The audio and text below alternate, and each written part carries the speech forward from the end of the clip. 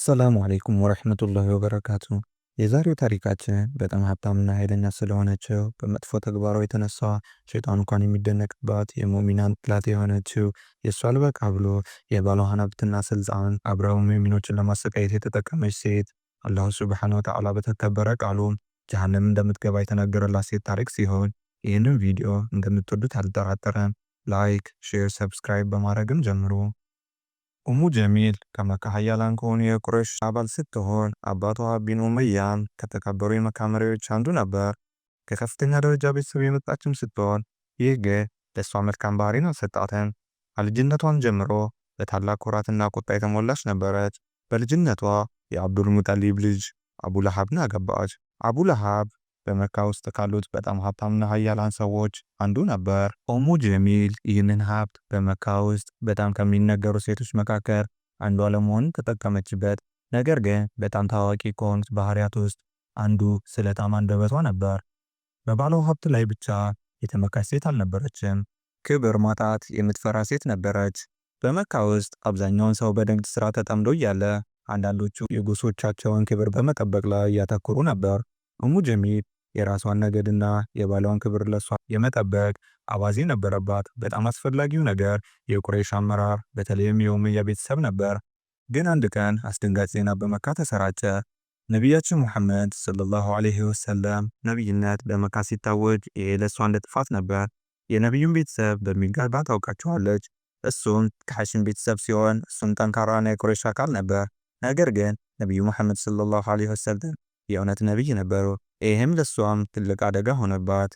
ለኡሙ ጀሚል ትክክለኛ ጉዳይ እውነት ሳይሆን ቁጥጥር ነበር። እስልምና በመካ ቢስፋፋ የቁረይሽ አገዛዝ ይቀራል።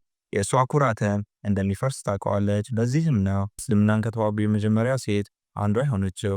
ባሏ አቡ ለሃብም አስቀድመው በነቢያችን ላይ ተቃውሞ ጀምሯል። ነገር ግን ኡሙ ጀሚል ይህን ጥላቻ የበለጠ ወሰደች። ከእስልምና ጋር ብቻ ሳይሆን ሁሉንም ነገር ለማጥፋት ሞከረች። የነቢዩን ክብር ለማዋረድና ምዕመናንን ለማስፈራራት መርዛማ ንግግሯን በመካ ጠባብ ጎዳናዎች፣ በየቤቱ ግቢ እና በካዕባ አካባቢ ጥላቻ ብቻ ሳይሆን የፈተና ምንጭም ሆነች። እውነተኛው ውጊያው ገና እየተጀመረ ነበር። ለኡሙ ጀሚል እስልምና እምነት ብቻ ሳይሆን በሕይወቷ ውስጥ ትልቅ አደጋ ሆነባት። ነቢያችን ሙሐመድ ሰለላሁ ዐለይሂ ወሰለም ለነቡዋ ያቀረበውን ይገባኛል ጥያቄ ስትሰማ ብዙም እንደማይቆዩ ገምታ ነበር። ነገር ግን ብዙ ሰዎች እየተከተሉ ሲሄዱ ኡሙ ጀሚል በፍርሃትና በቁጣ ተሞላች። ከባለቤቷ አቡ ለሃብ ጋር በመሆንም ይህንን አዲስ ዲን ከተዋጉ መሪዎች አንዷ ሆናለች። ኡሙ ጀሚል በመካ ሴቶች ላይ ጠንካራ ተጽዕኖ ነበራት። በደመናዋ አንዲት ቃል በከተማዋ ፍጥነት ተሰራጭታ ይህን ኃይል ተጠቅማ ውሸት በመፍጠር እና የውሸት ታሪኮችን በማሰራጨት እስልምናን ለመጉዳት መሐመድ እብድ ነው፣ ጠንቋይ ነው ማለት ጀመረች። ውሸቷም ሰውን ለማታለል ብቻ አይደለም የምታውለው፣ የጠቋሚውን ቅድመ ተከተል የሚያፈርስ ውሸትም ነው። እውነተኛ ዓላማዋ የነቢዩን ክብር ማበላሸትና ሰዎችን ከሱ ማራቅ ነበር። ይህን ለማነሳሳት በጣም ዝቅተኛ ዘዴዎችን ተጠቀመች። አንድ ቀን በመካ ገበያ ሰዎችን ሰብስባ መጮህ ጀመረች። ሙሐመድ የራሱን ቤተሰብ እንኳን እየጎዳ ነው የሚል ውሸትም ጀመረች። ነገሩ ግን በተቃራኒ ነበር። ነቢዩ በመካ ውስጥ በጣም ታማኝና ታማኝ ሰው ነበሩ። ኡሙ ጀሚል ግን ስሙን በውሸት ለማጥፋት ሞከረች። የኡሙ ጀሚል ታላቋ ጠላት ሐጅራት ክድጃ ነበረች። እሷ በመካ ውስጥ በጣም ከተከበሩ ሴቶች እንዲሁም በጣም ጠንካራ የነቢዩ ደጋፊዎች መካከል ስትሆን ኡሙ ጀሚል በሐጅራት ክድጃ ላይ ታላቅ ቅናት ተሰማት። ሰዎችንም እያነሳሳች እንዲሳለቁባት ማድረግ ጀመረች። ልዩነት እንዲሰማትም ለማድረግ ሞከረች። ሆኖም ምንም ብታደርግ የክድጃን የተረጋጋና የተከበረ አቋም በመቃወም ሊሳካላት አልቻለም። በዚህም ኡሙ ጀሚል ለእስልምና ያላትን ጥላቻ ክድጃ በኩል ማሳየት ጀመረች። በእኛትንም ሰው ህብረተሰቡ እንደምታገል ማስፈራራት ጀመረች። ነገር ግን ክድጃ ረዲየላሁ ዐንሃ በእነዚህ ውሸቶች ላይ በትዕግስትና በጥንካሬ ቆየች።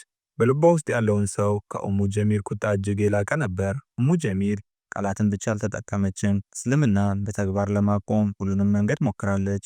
አዲሶቹ ሙስሊሞች በማስፈራራት እቅድም አወጣች። ከእስልምናም እንዲወጡ አስገደደቻቸው። የቁረይሽ መሪዎች በሙስሊሞች ላይ ጫና እንዲጨምሩም አድርጋለች።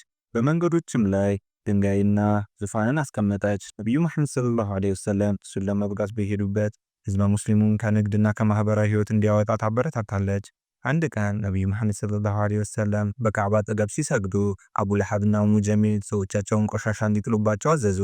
በመካ ውስጥም በጣም የተከበረና እውነተኛ ሰውን ለመሳደብ አፍታ እንኳን አላቅማሙም። የቱንም ያህል ቢሞክሩ የሙስሊሞችን ቁጥር በየቀኑ እየጨመረ ሄደ። ይህ ኡሙ ጀሚልን አሳበዳት። ውሸትና ስም ማጥፋት አልበቃትም። ብዙ ዓመታትን ነቢዩን ለመግደል ማቀድ ጀመረች። ኡሙ ጀሚል ከእስልምና ታላቅ ጠላቶች አንዷ ነበረች። ነገር ግን ስሟ በመካ ጎዳናዎች ላይ አልተጠቀሰም። በቁርአን ግን ተጽፏል። ለዘላለም ከተረገሙት ሴቶችም እንደ አንዷ ሆነች። አቡለሃብና ኡሙ ጀሚል በሙስሊሞች ላይ የበለጠ ጠበኛ ሆኑ። እስልምና ቢስፋፋ አቡለሃብና ኡሙ ጀሚል በሙስሊሞች ላይ የበለጠ ግፍ ጀመሩ። ነገር ግን ምንም ቢያደርጉ የአላህ ሐቅ ያሸንፋል። ሱረቱል ነሳድ በአቡለሃብ እና በሚስቱ ላይ ከአላህ ዘንድ ግልጽ የሆነ እርግማን ነበር። ሱራ በወረደ ጊዜ የኡሙ ጀሚልና የአቡለሃብን ዕጣ ፈንታ በተሸሸገ ጊዜ አንድ ቀን ነቢዩ በተሰቃዩበት ኮረብታ ላይ ቆመው የቁረይሾችን ሰዎች ጠሩ። የቁረይሽ ሰዎች ሆይ ከዚህ ተራራ ጀርባ ለጥቃት የተዘጋጀ ጦር እንዳለ ብነግራችሁ ታምኑኛላችሁን? እዚህ ያሉት ሰዎች ሁሉ አዎ ብለውም መለሱ። ምክንያቱም ፈጽመው እንደማይዋሹ ያውቃሉ። ከዚያም ነቢዩ መሐመድ ሰለላሁ ዐለይሂ ወሰለም የእስልምና ግልጽ ጥሪ መጀመሪያ ነበር። አቡለሃብም በመጮህ ይህን ለማለት ብቻ ነው የሰበሰብከን? ትጠፋለህ በማለት ከዛ አካባቢ በፍጥነት ሄደ። በእነዚህ ቃላቶች ምክንያት አላሁ ሱብሓነሁ ወተዓላ ሱረቱል ነሳድን አወረደ። በአንገቷ ላይ ከጭረት የሆነ ገመድ ያለባት ስትሆን ይህ ሱራም የአቡለሃብንና የኡሙ ጀሚልን አስከፊ መጨረሻ አወጀ። በጣም የሚያስደንቀው ክፍል ማገዶ ተሸካሚ የሚለው ሐረግ ነበር። ይህም ነቢዩን ለመጉዳት ድንጋይና ዙፋን እንዴት እንደተሸከመች ገልጿል። ግን ክፉና አጥፊ ተፈጥሯንም አሳይቷል። ሱረቱል ነሳድ በወረደች ጊዜ ኡሙ ጀሚል ተናደደች። ይህ ሱራ ልክ እንደ ሞት ነበር ለእርሷ። በመካ ያሉ ሰዎች ስለ እሷ ዕጣ ፈንታ ማውራት ጀመሩ። የቁረይሽ መሪዎች ሳይቀሩ ተሳለቁባት። አንድ ቀን ትልቅ ድንጋይ አንስታ ነቢዩን ለመግደልን በማሰብ ወደ መስጂደል ሐራም ሄደች። አቡበከር አብሯቸው ነበር። ነገር ግን ኡሙ ጀሚል ነቢዩን እዚያው ሆነው ማየት አልቻለችም። በምትኩ ወደ አቡበከር ዙራ በመጮህ ጓደኛ የት ነው? ልጎዳው ነው የመጣሁት በማለት እርሱን በድግምትና በውሸትም እንዳጋጫቸው ነገረችው። አቡበከር ረዲየላሁ አንሁ በእርጋታ አዩዋት። አላህ ነቢዩን በዓይኖቿ የማይታይ አድርጎባታል። ምንም እንኳ እሱ ከፊት ለፊቷ ተቀምጦ ነበር። ኡሙ ጀሚል በንዴት በእጇ ያለውን ድንጋይ በመጣል በፍጥነት ከዛ አካባቢ ሄደች። ሱረቱል ነሳድ መጨረሻዋን እንዳወጀባት ታውቃለች። ነገር ግን ምንም ያህል ብትቆጣ የአላህ ፍርድ አይለወጥም። የሱረቱል ነሳድ መገለጥ ለአቡለሃብና ለኡሙ ጀሚል ትልቅ አደጋ ነበር። የእስልምና መነሳትን ለማስቆም ሁሉን ነገር ሞክረው ነበር። አላህም አሳማሚ መጨረሻቸውን ጻፈ። ለነቢዩ ያላቸውን ጥላቻ በውሸትና በጭቆና ብቻ የተገደበ አልነበረም። አቡለሃብ በሙስሊሙ ላይ የተካሄደው ማህበራዊና ኢኮኖሚያዊ ጭቆና ከሚደግፉ መሪዎች አንዱ ነበር። ይህ ከባድ ጭቆና ለ3 ዓመታት የዘለቀ በህዝበ ሙስሊሙ ላይ ከፍተኛ ስቃይ ፈጠረ። ነገር ግን አቡለሃብም ሆነ ኡሙ ጀሚል እስልምናን ከማደግ ሊገቱት አልቻሉም። ሆኖም ጭካኔያቸው ወደ ጥፋት ብቻ አመራ። አቡለሃብ በገሃነም ውስጥ ዘላለማዊ ቅጣት እንደሚደርስበት አላህ አስቀድሞ በሱረቱል ነሳድ በኩል አሳውቆት ነበር። አንድ ቀንም ገዳይ በሽታ በመካ ተሰራጨ። አቡለሃብም በአስከፊው በሽታ ታመመ። ማንም ወደሱ ለመቅረብ የሚደፍር ሰው ስለሌለ በጣም አስፈሪ ነበር። የቁረይሽ ሰዎች እንኳን ተዉት፣ ብቻውን በህመም ተሰቃይቶ ሞተ። ለዓመታት ኡሙ ጀሚል ባሏን ትደግፍ ነበር። በእርሱም ጋር በጭቆና መንገድ አብረው ይጓዙ ነበር። ነገር ግን ጊዜው በደረሰ ጊዜ ባሏን እንኳን ተወችው። አቡለሃብ ከሞተ በኋላ አካሉ ሜዳ ላይ ቀረ። ማንም ሊቀብረው እንኳን አልፈለገም። በመጨረሻም ገላውን ለማንሳት ጥቂት ሰዎች ተከፈሉ። ወደ ጉድጓድ ውስጥም ጣሉት። በድንጋይም ከድነው በዚህ ዓለም ላይ የነበራቸውን ኩራትና ሀብት ሁሉንም አጠፉት። አቡለሃብ ከሞተ በኋላ ኡሙ ጀሚል ብቻዋን ቀረች።